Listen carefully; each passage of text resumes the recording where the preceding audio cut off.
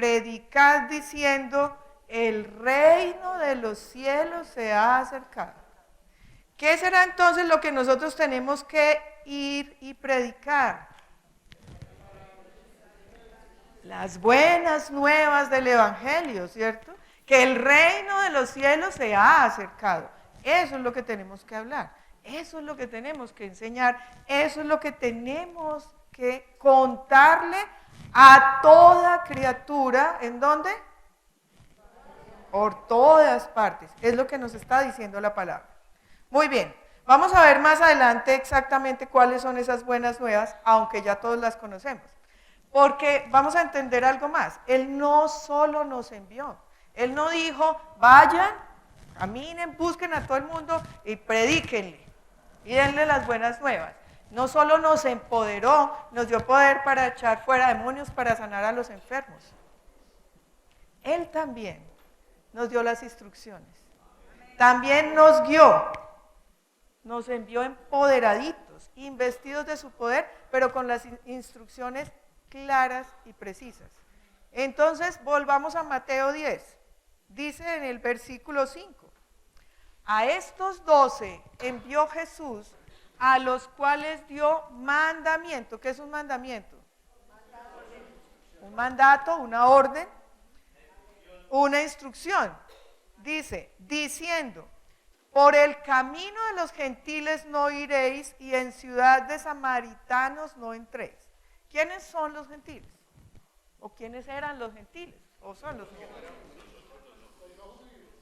Los no judíos, muy bien. Todos los que no pertenecían al pueblo de Israel somos gentiles. Pero dice también ahí, y en ciudad de samaritanos no entréis. Entonces uno podría decir, ¿cómo así? O sea, el Señor desde aquí estaba haciendo acepción de personas, estaba discriminando, no le diga a estos y tampoco a estos. ¿Quiénes eran los samaritanos? Los samaritanos eran una mezcla de, digamos, una combinación entre gentiles y judíos. Por allá en Reyes, en Segunda de Reyes, nos habla de una historia en la que fue exterminado el pueblo a causa de la desobediencia, y entonces cuando vuelve a estar el rey, manda a traer gente de todos los poblados cercanos, de Babilonia, de Aba, de Cuta, de Hamad, y esa gente es la que conforma, o se queda habitando en Samaria, es la que conforma la Samaria. Por eso Dios dice, Jesús les dice, y en ciudad de samaritanos no entréis, porque no son judíos del linaje real, puros pues, sino que es una mezcla. Grave. El Señor está en este momento haciendo discriminación. Y lo peor dice en Mateo 16, id antes a las ovejas perdidas de la casa de Israel. Si dice antes, ¿qué está diciendo? Miren lo que dice, mas id antes a las ovejas perdidas de la casa de Israel. Es decir, de los judíos. Y si dice antes, es porque hay un después. Es decir, es primero a las ovejas perdidas de la casa de Israel. Entonces, ¿quiénes son las ovejas perdidas? Está diciendo que de la casa de Israel, ¿su pueblo lo conocía? ¿Lo conoció desde el comienzo? Lo conoció.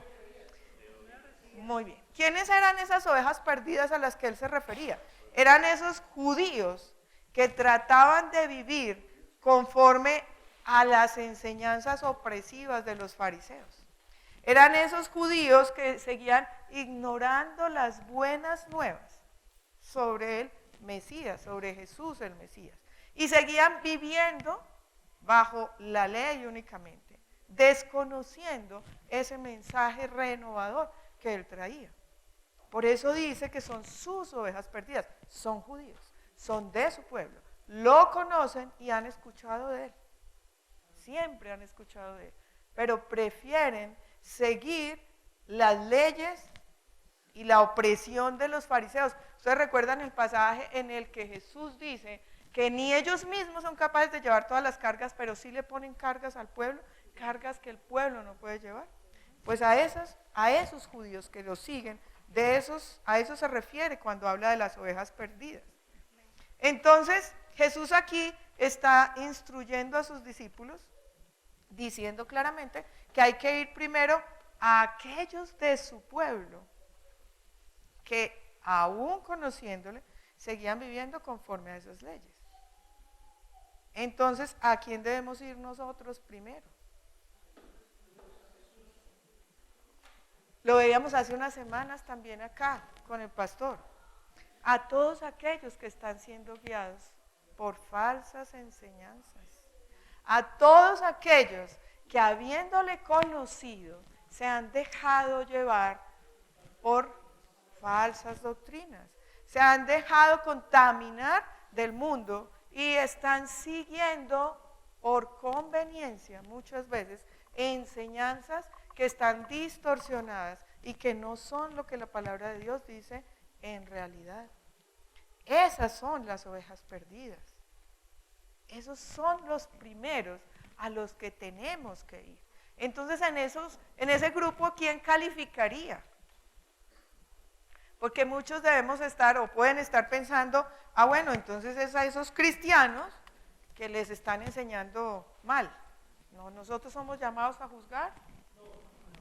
Nosotros podemos juzgar si está alguien enseñando mal o no. Sí, sí, claro que sí. La palabra misma nos dice que tenemos que probar los espíritus, porque la palabra nos enseña que nosotros no podemos seguir hombres y no podemos seguir enseñanzas de hombres. Por eso nos dice que probemos los espíritus. ¿Y cómo probamos los espíritus? ¿Quién los prueba? ¿Yo apruebo que esta enseñanza es correcta? No, el Espíritu Santo que mora en nosotros nos advierte acerca de las falsas enseñanzas, de las falsas doctrinas y de los falsos profetas.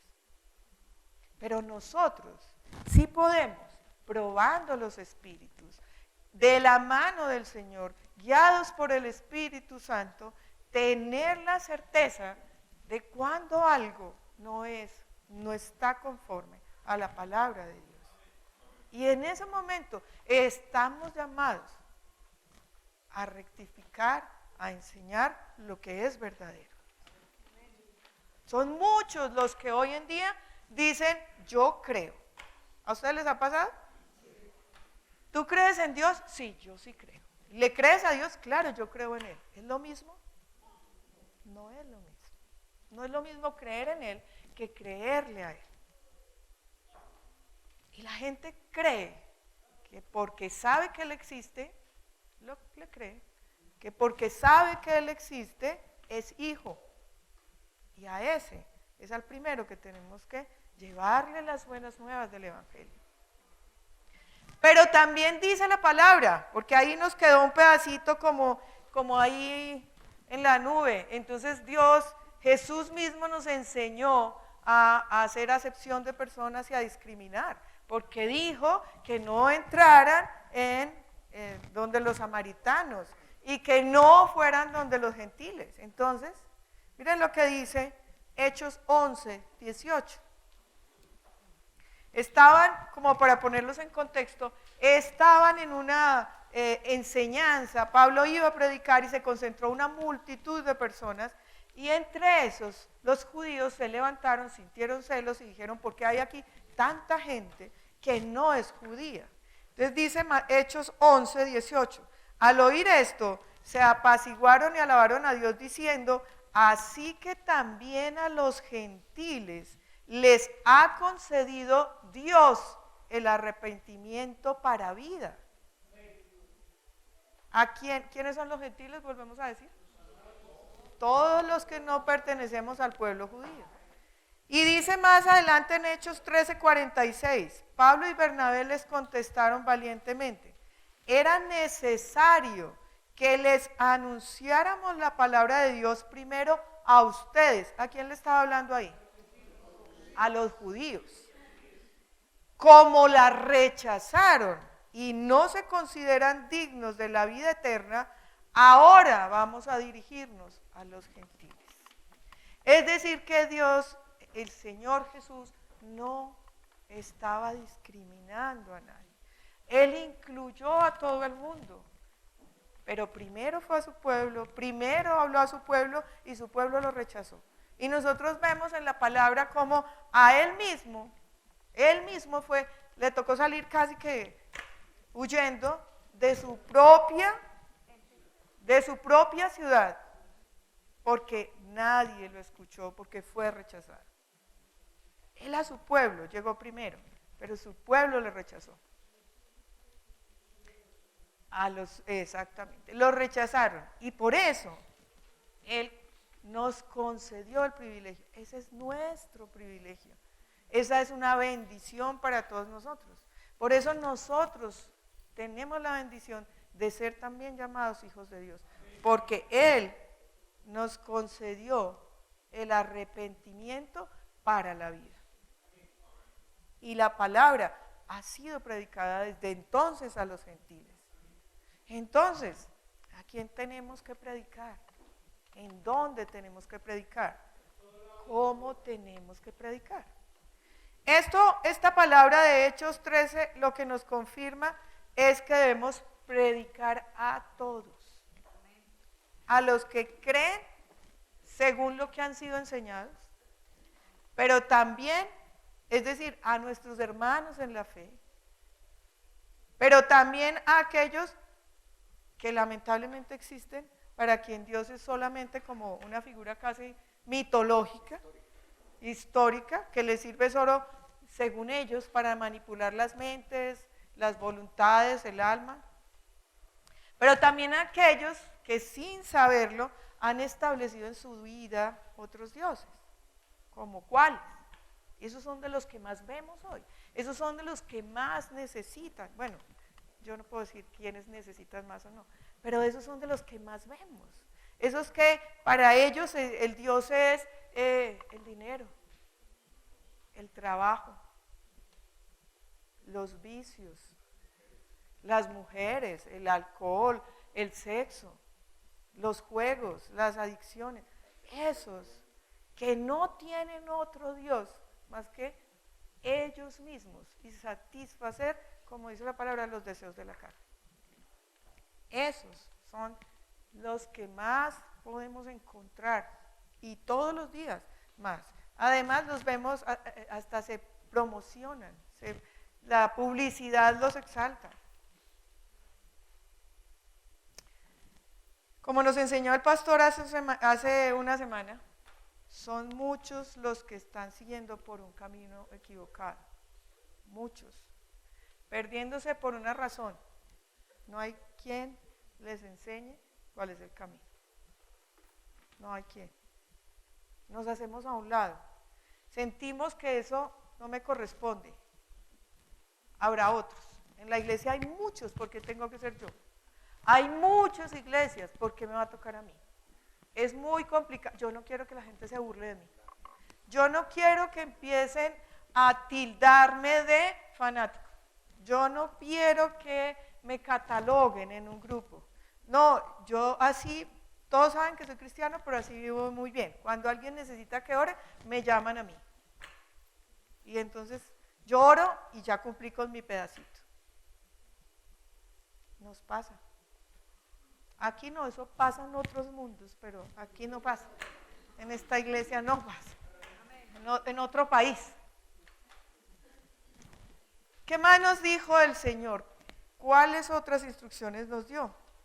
Mateo 17 decía entonces: y yendo predicad diciendo, el reino de los cielos se ha acercado. ¿De qué reino nos está hablando Jesús ahí? ¿A qué reino se refiere? ¿Cuál es el reino de los cielos?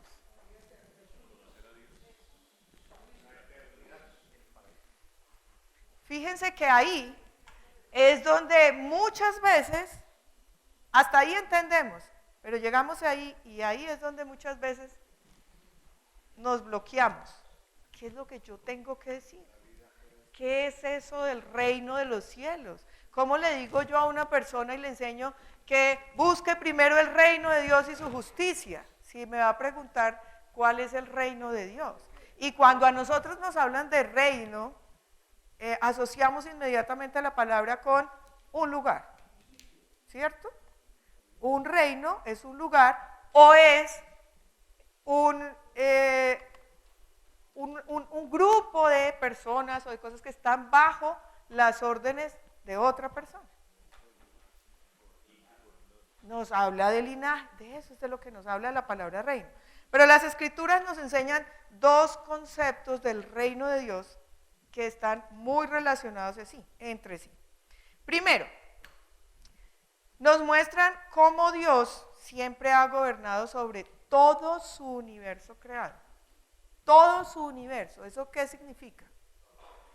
La tierra, el cielo, lo que hay encima, lo que hay debajo, las estrellas, los otros 100.000 planetas que existen, y si hay vida en todos los otros planetas, como a todo el mundo, a muchas personas lo predican, pues también. Sobre todo eso ha reinado Dios. Su reino ha existido desde la eternidad sobre todas las cosas. Primera de Crónicas 29:11 dice: tuyos son, Señor, la grandeza y el poder, la gloria, la victoria y la majestad. Tuyo es todo cuanto hay en el cielo y en la tierra. Tuyo también es el reino y tú estás por encima de todo. Entonces, cuando nos hablan del reino de los cielos, ¿de quién nos está hablando? ¿De quién? De Dios, de su grandeza, de su poder, de lo que ha hecho, de lo que ha creado, de todo lo que es Él, todo lo que conocemos como los atributos de Dios. Ahora, el otro concepto del que nos habla la palabra, dice que como el reino de Dios no ha sido establecido en su totalidad sobre toda la tierra, hay otro sentido en el cual el reino es visto como uno que va a venir a derrotar las fuerzas del mal, ¿cierto? Y a establecer en la tierra el reino justo de Dios. Entonces, cuando Jesús nos enseña a orar, nosotros decimos: venga a nosotros tu reino. Es decir, el otro concepto de reino es de gobierno, de fuerza, de fortaleza, de poder. Si nosotros los unimos, entonces cuando hablamos de el reino, podemos incluir tanto la salvación espiritual, o sea, el perdón de los pecados, la nueva vida por medio del Espíritu, como la salvación externa de todo lo que hay, de la creación y de todo lo que Él creó. ¿Sí me hago entender? Es decir, cuando nosotros hablamos de que se ha acercado el reino de los cielos y necesitamos explicarlo y contarlo, podemos hablar de una unión de las dos cosas, un reino físico y un reino de poder y de gobierno. Porque cuando Él venga y acaba con todas las fuerzas del mal, será establecido en toda la tierra su reino. Y Él gobernará como nosotros con el concepto de reino que nosotros tenemos en nuestra cabeza. ¿Sí estoy siendo clara? Ok. Entonces, pero también en la parte espiritual, entonces es el concepto y es el conocimiento que tenemos de la gran verdad de la salvación, de que la salvación la recibimos por amor y por misericordia de Dios, no por nada que Él haya hecho, de que esa salvación espiritual es un nuevo pacto en el que nuestros pecados han sido perdonados por medio del Espíritu de Dios a través de la sangre de Cristo, ¿sí? Ese es el reino del que tengo que hablar. Entonces, ¿qué es lo que yo voy a enseñar? Ahí lo que nos está diciendo es que prediquemos que el reino de los cielos se ha acercado. Entonces lo que tengo que predicar es precisamente eso, que hay una esperanza de salvación y de vida eterna a través de nuestro Señor Jesucristo, que Él es el Rey, que Él es el Todopoderoso, que Él es el Creador de todo, que Él nos creó incluso a nosotros, pero que además de eso nos ha amado tanto, porque no nos hizo imperfectos, pero nosotros caímos y Él nos ha amado tanto, que Él ha hecho todo, estableció todo un plan para salvarnos del pecado, para salvarnos de la muerte y darnos la vida eterna. Eso es la buena nueva, ¿o no? Eso merece una adoración para el Señor.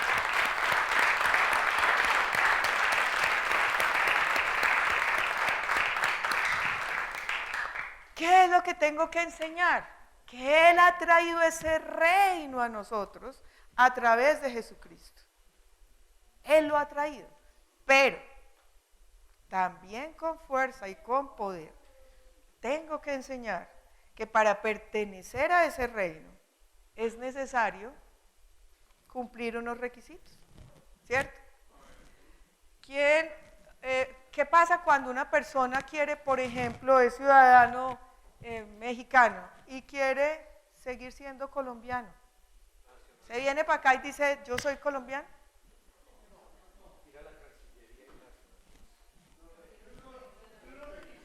Tiene que ir a la Cancillería y nacionalizarse. ¿Cómo se nacionaliza? Cumpliendo una serie de requisitos. Tendrá que presentar una cantidad de documentación, tiene que vivir un X tiempo, tiene que cumplir con muchas cosas para que el gobierno le otorgue la nacionalidad y él pueda realmente presentarse como colombiano. Para pertenecer al reino de Dios también es necesario cumplir unos requisitos. ¿Sí o no? ¿Cuáles?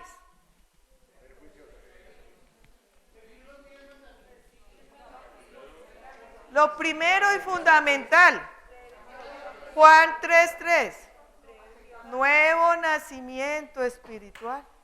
Dice la palabra que es necesario nacer de nuevo. ¿Qué más? Para yo nacer de nuevo, ¿qué tengo que hacer? Seguir mi vida como siempre. Arrepentirnos. Entonces, es otro requisito, el arrepentimiento. Mateo 3:2. Les voy a dar las citas para no leerlas y no alargarnos tanto. Mateo 3:2, Mateo 4:17. También dice en Marcos 1:15 que es necesario creer. ¿Sí o no? Porque si yo no creo, ¿será que puedo realmente recibir el Espíritu Santo? Lo veíamos, lo aprendimos. Es necesario creer. Entonces, otro requisito es tener fe. ¿Qué dice la palabra en Mateo 5:3? ¿De qué está hablando? De las bienaventuranzas. ¿Y qué dice exactamente? ¿Quién lo quiere leer? Mateo 5:3.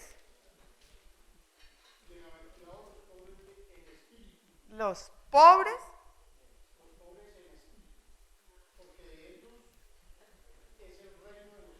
es el reino de los cielos. O sea que otro requisito es tener pobreza espiritual. La palabra lo dice. De ellos es el reino de los cielos. Entonces, ¿qué será pobreza espiritual? Eso es lo que todo el mundo piensa, que es conocer poco del Señor. ¿Qué es pobreza espiritual?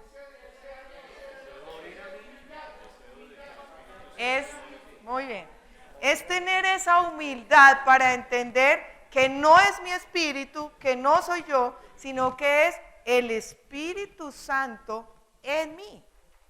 Que mi carne, mi ser, mi alma, nada tendrían que hacer para recibir la salvación y nada podrían hacer. Pero a través del Espíritu Santo que mora en mí, yo soy empoderada, soy llamada hija, tengo la autoridad y todo lo que ya hemos visto. Mateo 5:20. Otro requisito. Mateo 5:20. Dice la palabra, porque les digo a ustedes que no van a entrar en el reino de los cielos a menos, yo estoy leyendo la nueva versión internacional, a menos que su justicia supere a la de los fariseos y de los maestros de la ley. ¿De qué estará hablando ahí? ¿Qué necesitamos tener? Entonces, nuestra justicia, ahí está diciendo que esa justicia debe superar a la de los fariseos. ¿Y qué pasaba con los fariseos? Todos sabemos quiénes eran los fariseos. Ellos creían en su propia justicia y la ponían por encima de la justicia de Dios. Entonces, también es necesario tener claro que no es mi justicia, sino la justicia de Dios. Que no soy yo y que yo fui justificado a través de la sangre de Cristo. Muy bien. Mateo 7:21.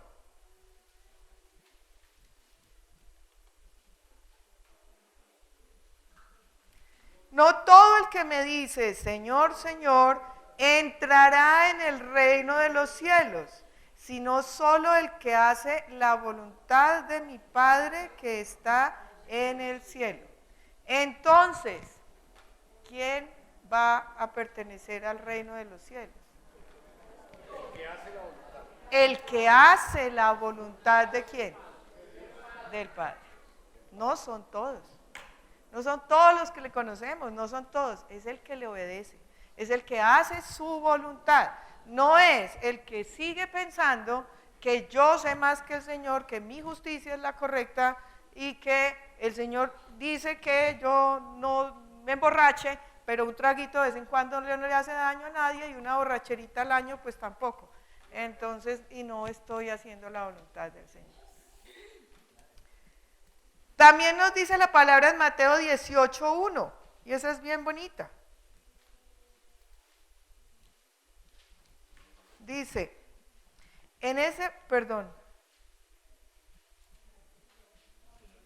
no es 18:1, es 18:3. 3:3. Dice, entonces dijo, les aseguro que a menos que ustedes cambien y se vuelvan como niños, no entrarán en el reino de los cielos. ¿Cómo es un niño? ¿Será que nos tenemos que volver otra vez chiquitos a tener 3 años? Un niño es inocente. Un niño cree ciegamente en lo que su papá le dice y le obedece porque es su papá, ¿sí o no? Se deja enseñar. Un niño sigue a su papá, imita a su papá, quiere ser como su papá, generalmente. Y lo que él nos dice es que solo si somos como niños entraremos en el reino de los cielos. Y por último requisito, Lucas 9:62. Se me perdió. Lucas 9:62. Dice, Jesús le respondió, nadie que mire atrás después de poner la mano en el arado es apto para el reino de Dios. ¿Qué significa mirar atrás? Devolvernos al pasado. Es lo que hizo el pueblo de Israel una vez que salió de Egipto.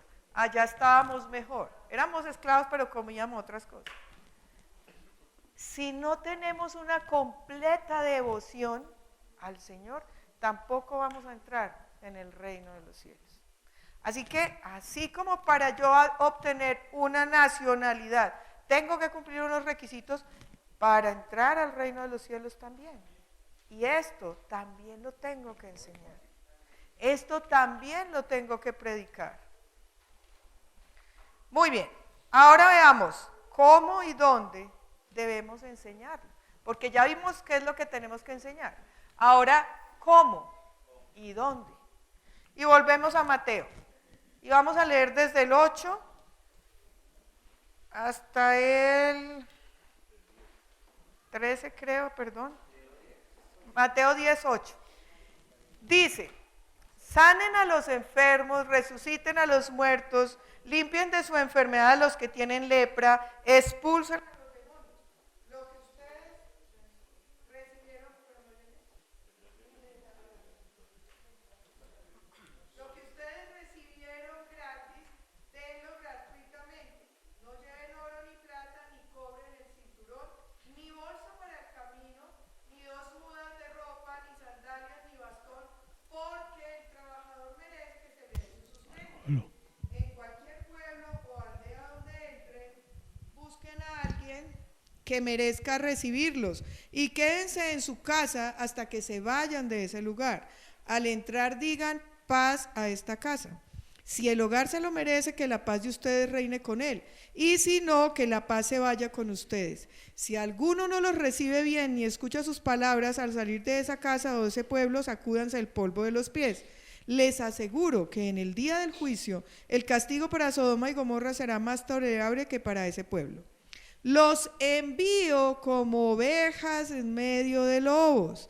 Por tanto, sean astutos como serpientes y sencillos como palomas.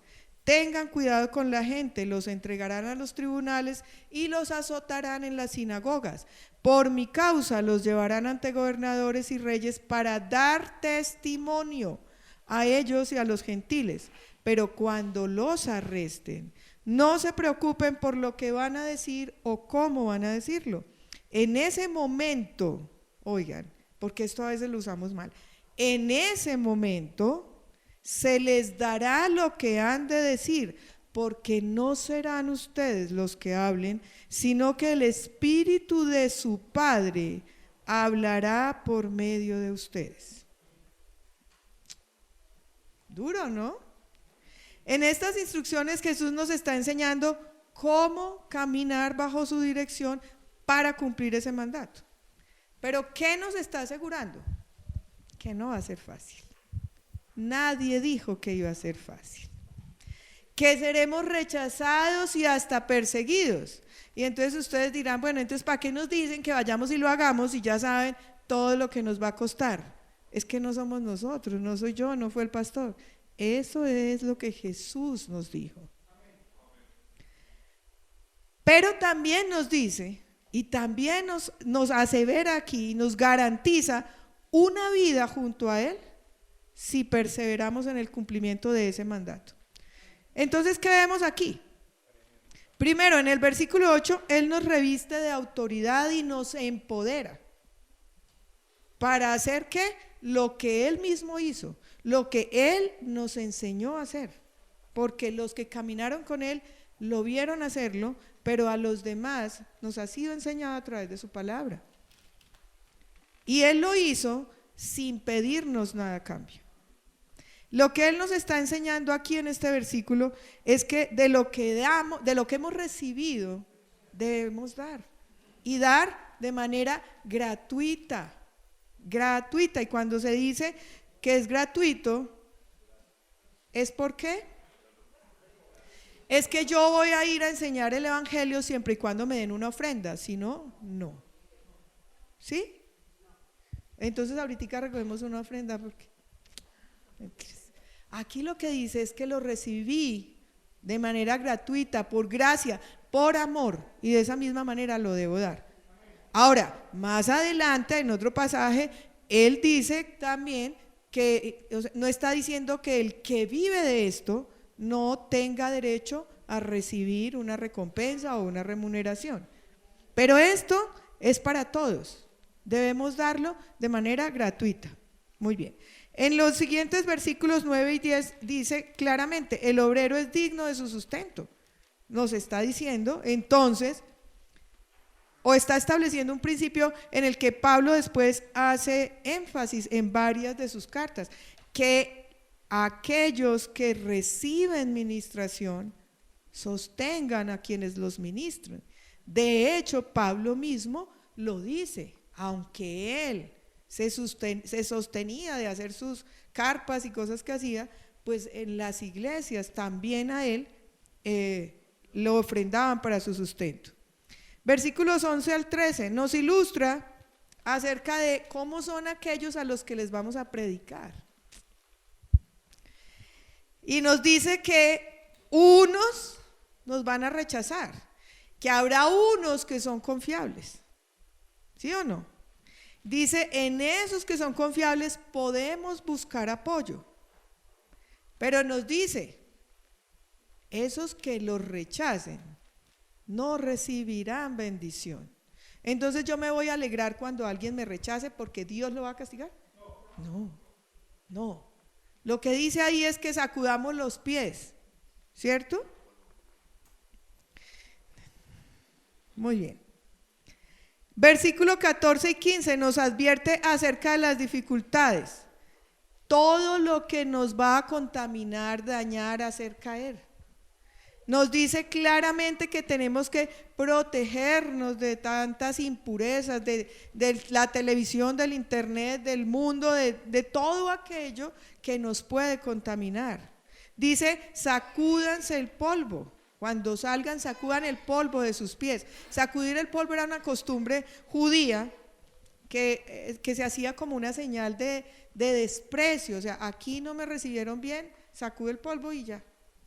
Nosotros tenemos que limpiarnos de esas impurezas, sacudámoslas de nuestra vida. Entonces, si yo sé que me invitan a una fiesta, pero que allí tengo ocasión de caer, como también me dice la palabra, ¿para qué voy? Limpiémonos de eso. En el versículo 16 hace otra advertencia, esta vez con aquellos contra los que predican en su contra. Ahí nos presenta como un símil que señala los peligros y la hostilidad que vamos a experimentar cuando nosotros cumplamos con su mandato. Ahí habla de los lobos y habla de las ovejas. Los discípulos serán ¿quién? ¿Los lobos o las ovejas? Las ovejas. ¿Y quiénes entonces son los lobos? Los que se oponen a Cristo, los que se oponen a su mensaje, los que lo tergiversan, apóstatas, falsos profetas e incluso aquellos de los que hemos sido advertidos, los que están llevando un evangelio errado, un evangelio y una verdad acomodada. Esos son los lobos. Él sabe y sabía, siempre supo lo que tendríamos que afrontar. Pero también sabía que siendo Él quien nos envía, que bajo su dirección podemos vencer, porque Él ya venció por nosotros. Por eso Él nos ilustra ahí con la serpiente y dice que seamos astutos como la serpiente. La serpiente representa esa astucia, obviamente está representando a Satanás, pero Él nos dice sean astutos para que no se dejen engañar. Y también nos habla de la paloma, que es un símbolo universal de paz, de pureza, de inocencia. Muy bien. En el versículo 17 al 23 hay una afirmación más de esas dificultades a las que nos enfrentamos cuando predicamos las buenas nuevas. Y nos dice todo lo hermoso que nos va a pasar: persecución, odios, contiendas, acusaciones, interrogatorios y hasta la muerte. Hasta la muerte. Pero hay dos cosas que nos deja claras también en sus instrucciones. Una, que el Espíritu Santo hablará por nosotros cada vez que lo necesitemos. Cada vez que estemos enfrente de aquellos a quienes vamos a llevar sus buenas nuevas. Y dos, que si persistimos, tendremos la salvación y la vida eterna. Entonces, mis hermanos, ¿cuándo vamos a estar dispuestos a cumplir con este mandato? ¿Seguiremos dejándonos dominar por el temor y por la duda y dejaremos que los que están allá se pierdan? Podemos ver siempre y a través de toda la Biblia que muchos de los que obedecieron al Señor y siguieron sus instrucciones tuvieron muchas dificultades, fueron perseguidos, fueron encarcelados, incluso fueron crucificados, fueron muertos por llevar la palabra. Pero yo les pregunto algo, ¿valdrá la pena perder la vida por nuestro Señor y Salvador?